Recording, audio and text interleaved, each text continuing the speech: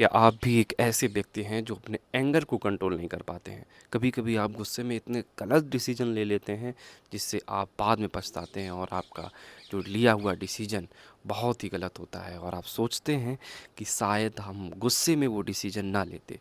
कभी-कभी आपके गुस्से इतने एक्सट्रीम लेवल पर पहुँच जाते हैं कि आपके द्वारा लिए गए सारे डिसीज़न आपके लाइफ लॉसेस के लिए ख़राब हो जाते हैं। हाय, मेरा नाम मंजुल है और मैं इस वीडियो में बताऊँगा कि आप अपने एंगर को कैसे कंट्रोल कर सकते हैं।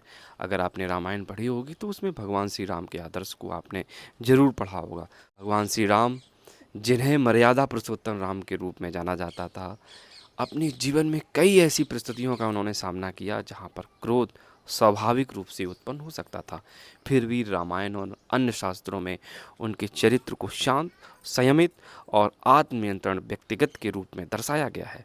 श्री राम ने क्रोध को शांत करने और उससे नियंत्रित करने के लिए जो दृष्टिकोण अपनाए, वो न केवल उनके डिवाइन नेचर को दर्शाते हैं बल्कि मानव जीवन के लिए एक प्रेरणादायक व्यवहारिक हैं। इस वीडियो में हम श्री राम के जीवन के उदाहरणों को उनके द्वारा अपनाए गए सिद्धांतों के आधार पर उनको समझने की कोशिश करेंगे कि उन्होंने क्रोध को कैसे शांत किया। First, patience and self control. भगवान श्री राम का चरित्र धैर्य और आत्मनियंत्रण का प्रतीक था। रामायण में कई ऐसे प्रसंग हैं जहां उन्होंने क्रोध को उत्पन्न होने से पहले कंट्रोल किया। एग्जाम्पल की मैं बात करूं, जब भगवान श्री राम को वनवास दिया गया तो उन्होंने वनवास को स्वीकार किया।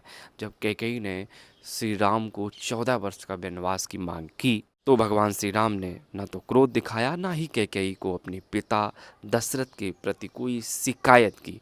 इसकी बजाय उन्होंने शांतपूर्वक अपनी माता पिता की इच्छा का सम्मान किया और वनवास स्वीकार कर लिया। यह उनके सेल्फ कंट्रोल एंड एक ड्यूटी का एक एग्जाम्पल है। इससे क्या सीख मिलती है कि श्री राम हमें सिखाते हैं कि क्रोध को शांत करने का पहला कदम है अपनी परिस्थितियों को स्वीकार करना और धैर्य के साथ उनका सामना करना। क्रोध करने से पहले स्थिति को समझना और उसका समाधान निकालना अधिक महत्वपूर्ण है। And second thing, duty and धर्म। भगवान श्री राम ने हमेशा धर्म और कर्तव्य को प्राथमिकता दी, जिसने उनके क्रोध को नियंत्रित करने में महत्वपूर्ण भूमिका निभाई। वो जानते थे कि अगर वो क्रोध करेंगे तो उनका जो धर्म पथ है, जो वो करना चाहते हैं, उनसे वो विचलित हो जाएंगे। रावण द्वारा सीता का हरण एक ऐसी घटना थी जिसमें भगवान श्री राम को गहरा दुख और क्रोध किया। फिर भी उन्होंने अपने क्रोध को रचनात्मक दिशा में मोड़ दिया, युद्ध की रणनीति बनाई। युद्ध के दौरान भी श्री राम ने रावण को कई बार सुधरने का अवसर दिया, जैसे कि जब उन्होंने रावण को शांति प्रस्ताव भेजा। यह दर्शाता है कि उनके क्रोध को अपने निर्णयों पर हावी नहीं होने दिया। कभी कभी हम इतना क्रोध कर लेते हैं कि हमारे जो भी डिसीजंस होते हैं वो चेंज हो जाते हैं। क्रोध की वजह से तुरंत लिए गए जो निर्णय होते हैं वो हमारे लिए बहुत गंभीर परिणाम दे सकते हैं। इसलिए जब भी आपको एंगर आता है, गुस्सा आता है, तो आप अपने लिए गए डिसीजंस को होल्ड कर दें और उसको सोचें, समझें। क्रोध को शांत करने के लिए धर्म, नैतिकता के मार्ग पर चलना आवश्यक है। हर धर्मों में अलग अलग महापुरुष हैं और अलग अलग ग्रंथ हैं, और अपने ग्रंथों को अगर अपनी लाइफ में अनुसरण किया जाए तो शायद आप अपनी लाइफ को अच्छे से चला सकते हैं। क्रोध को शांत करने के लिए धर्म और नैतिकता के मार्ग पर चलना आवश्यक है। अपनी ड्यूटीज़ पर ध्यान देते हैं तो क्रोध स्वतः कम हो जाता है। जितनी भी ड्यूटीज़ होती हैं, अगर हम सेल्फ रिस्पेक्ट के साथ में, सेल्फ इवेल्युएशन के साथ में हम वो काम करेंगे तो क्रोध कभी नहीं आएगा। अगर मैं सहानुभूति और क्षमा की बात करता हूँ तो भगवान श्री राम का हृदय करुणा और क्षमा से भरा हुआ था। उन्होंने अपने विरोधियों के प्रति सहानुभूति भी दिखाई, जो क्रोध को शांत करने का एक शक्तिशाली तरीका था। केकई और मंथरा के कार्यों के बावजूद भी श्री राम ने उनके प्रति कोई द्वेष नहीं रखा।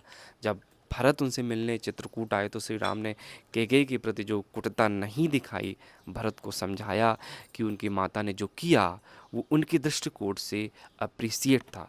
अगर भगवान श्री राम चाहते तो उस समय जब उन्हें वनवास दिया गया वो क्रोध कर सकते थे, और वो चाहते तो अपने भाइयों को एक साथ बैठाल करके उनसे वार्तालाप कर सकते थे और वो उस लिए गए डिसीजंस को मना कर सकते थे, अपना क्रोध व्यक्त कर सकते थे। अगर वो चाहते तो पूरे राज्य की प्रजा को इकट्ठा करके और अपने डिसीजंस को बदल सकते थे। पिता द्वारा लिया गया डिसीजंस को वो कैंसिल कर सकते थे, वहाँ अपने क्रोध को व्यक्त कर सकते थे, लेकिन ऐसा नहीं किया। उन्होंने अपनी ड्यूटी के प्रति अपना पूर्ण सहानुभूति के साथ आगे बढ़ने का कार्य किया और उन्होंने अपने एंगर को कंट्रोल किया। जब भी आपको गुस्सा आता हो तो भगवान श्री राम के आदर्शों को जरूर देखिएगा।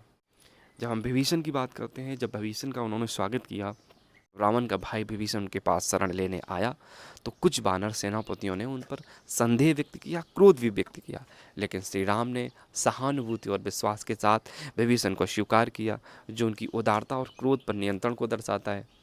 दूसरों के दृष्टिकोण को समझने और क्षमा करने की जो भावना क्रोध को कम करती है। श्री राम हमें सिखाते हैं कि सहानुभूति और करुणा क्रोध को शांत करने में सबसे प्रभावशाली होती है।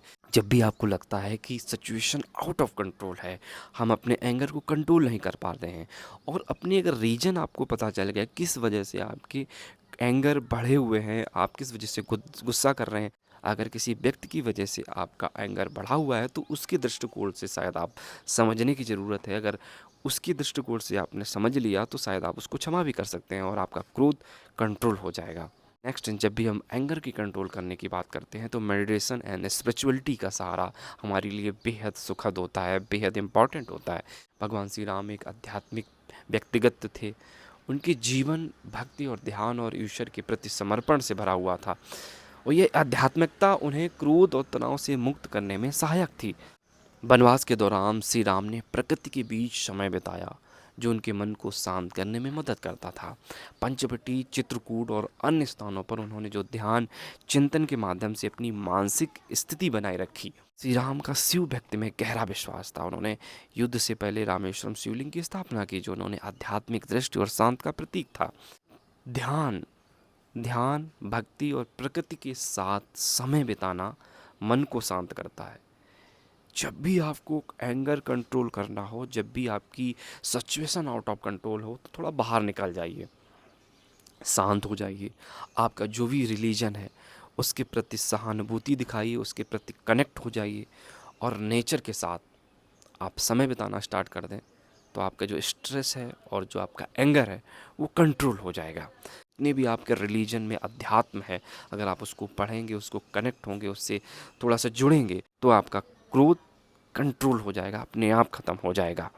नेक्स्ट, एंगर को कंट्रोल करने की बात करता हूँ मैं, तो बैलेंस और कम्युनिकेशन एंड विजडम, संतुलित आहार और बुद्धिमत्ता। श्री राम ने हमेशा संतुलित और बुद्धिमत्ता संचार का उपयोग किया, जो क्रोध को बढ़ने से रोकता था। लक्ष्मण के क्रोध को शांत करना, कई बार लक्ष्मण क्रोधित हो जाते थे, जैसे कि जब सुग्रीव ने युद्ध में सहायता करने में देरी की तो भगवान श्री राम ने लक्ष्मण को शांत किया और उन्हें समझाया कि क्रोध के बजाय संवाद और धैर्य की स्थिति को संभाला जा सकता है। अगर हनुमान जी के साथ मैं संवाद की बात करता हूँ तो भगवान श्री राम का जो कम्युनिकेशंस था, हमेशा भगवान हनुमान जी के साथ में सम्मानजनक था, प्रेरणादायक था। उन्होंने कभी भी क्रोध को कठोर शब्दों में उपयोग नहीं किया है।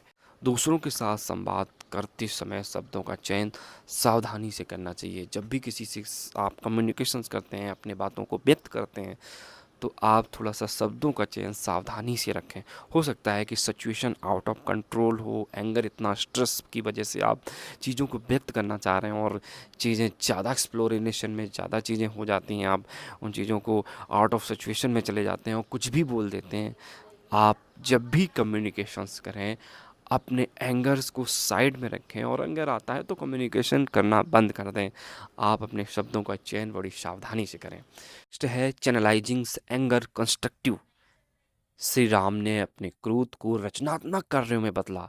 रावण द्वारा सीता हरण के बाद उन्होंने अपने क्रोध को युद्ध की रणनीति, सेना संगठन और धर्म की स्थापना के लिए उपयोग किया। उन्होंने क्रोध को विनाशकारी नहीं बल्कि रचनात्मक बनाया।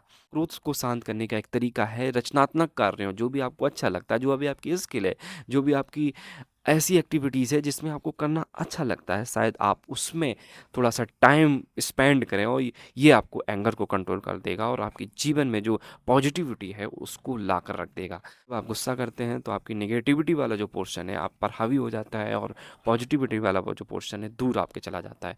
पॉजिटिविटी आपके पास कब आएगी? जब आप अच्छा काम करेंगे, आपकी जो स्किल है, आप जो करना चाहते हैं, वो करने में अच्छा लगता है, वो आप काम करेंगे, तो शायद आपकी जो पॉजिटिविटी बढ़ेगी, और जब पॉजिटिविटी बढ़ेगी तो आपका जो एंगर है, स्ट्रेस है, वो कम होता चला जाएगा। भगवान श्री राम का जीवन हमें क्रोध को शांत करने में कई व्यवहारिक और आध्यात्मिक तरीके सिखाता है। उनका जो पैशेंस है, सेल्फ कंट्रोल है और अपने धर्म के प्रति जो निष्ठा है, जो सहानुभूति है, जो क्षमा है और जो आध्यात्मिकता है, उन्हें क्रोध का विजय प्राप्त करने में सक्षम प्राप्त करती है। तो श्री राम हमें सिखाते हैं कि क्रोध का शांत करने के लिए सबसे पहले हमें अपने मन को समझना होगा और जो अपनी ड्यूटीज़ हैं, जो अपना धर्म है, उसका पालन करना होगा और दूसरों के प्रति आप थोड़ी-सी सहानुभूति दिखाएँ, उनकी रिस्पेक्ट करना सीखें। उनके जीवन से हम प्रेरणा लेकर अपने क्रोध को, स्ट्रेस को कंट्रोल कर सकते हैं। इस पूरे वीडियो में मैंने बताया कि भगवान श्री राम ने अपने स्ट्रेस को, अपने एंगर को कैसे कंट्रोल किया। अगर ये वीडियो आपके एंगर को कंट्रोल करने में सहायक हो सकता है, तो लाइक करिए और शेयर ज़रूर कर दीजिए। मिलते हैं अगले वीडियो में, तब तक के लिए नमस्कार।